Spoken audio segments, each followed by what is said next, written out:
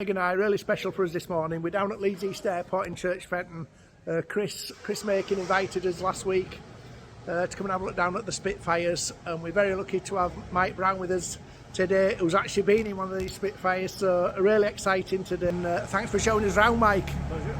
This looks, I mean, it makes hair stand up on back of your neck, Craig, being here, doesn't it? It does. When you just walk in now, that you just touch it gold, and you're just looking at all these rivets, screws, everything, all the work that goes into it, but it just gives you goosebumps.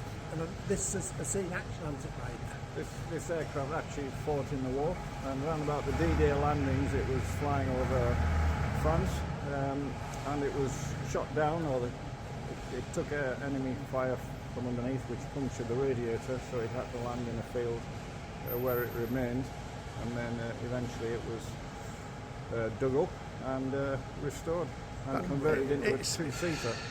As you see now. It's just an incredible story. I mean, just look at this. I mean, just stood near it, as I say. I mean, this airfield here is absolutely steeped in history. Since 1937, it was a huge part of the war effort. And it's just fantastic to be and stood this close to one of these machines, Craig, isn't it? It is, and it's, I believe you said it's a Packard Merlin, It is a Merlin engine, but it's what's called a Packard Merlin, which means it was made in America.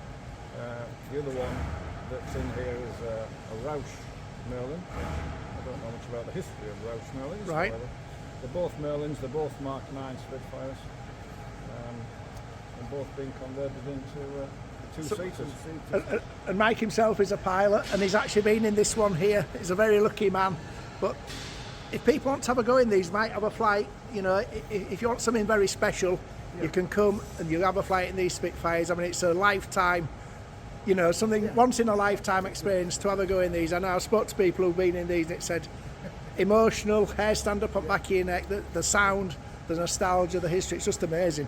It is. I mean, I've done a lot of flying, but to be in this, and it was quite emotional. Yeah, and, but to be honest, to be up there, I was flying over the top of Silverstone, I was looking down, and I was imagining from what it must be been like in the war. For those young pilots. Fighting one of these things.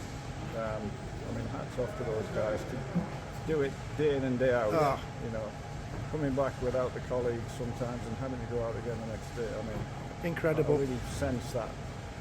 And I think, Mike, we have. And these are young lads, aren't they? Very young lads, yeah, with very little flying experience when they had to get in these. Yeah. I mean, even now, you know, I've been flying a long time, and the guys that fly these aeroplanes, there's still a challenge to fly them, and these guys were doing it with very little experience. Yeah, it's and we have what we have today, Mike, because the guys flying these. Well, these young pilots, we have the freedom we have today. Well, I believe the pilot that was flying this when it was shot down was a Canadian. This was a Canadian. You can see the Canadian flag Yeah. inside. So I don't know a great deal myself about the history of that pilot, but it was a Canadian squadron that flew this one. His family came over actually last year, and we flew one of the family members did fly in it. Yeah. And it was quite nice for them to come. Yeah, just fantastic. Be reunited with their relatives' aircraft. I mean, we're going to be here for a while this morning, and we will put full details on our with these videos of exactly how you can get involved. If you want to be in one of these and have a flight, it can be done, and we'll put all the details on there. It's an amazing experience. But just this study here, touching it, Craig. To touch it, to know that back in the day, this were up there. And it took enemy fire. They were fighting for us, young lads fighting for us. To actually be here and touch it, it sends airs up back in there. It does, and it just makes them stand up, doesn't it? So, I mean, just to be close to one is. I mean, you can fly twice a month for 3 days. They do passenger flights in them. Yeah. And the various, you can either have 20 minutes or as long as you like, really. But yeah, that's it's just I'm just, as I say, I'm bristling with excitement being here, mate. So we're gonna follow them around this morning. So when one of these goes out, it could be mid-30s, couldn't it? Yeah, it could be mid to late 30s. It could be. And this happened. And we're gonna witness that, Craig. So we're very, very lucky this morning. I want to thank Mike. He's going to show us around this airfield, but just some great knowledge there from Mike. And as I say, fantastic, absolutely fantastic. Thanks, Mike.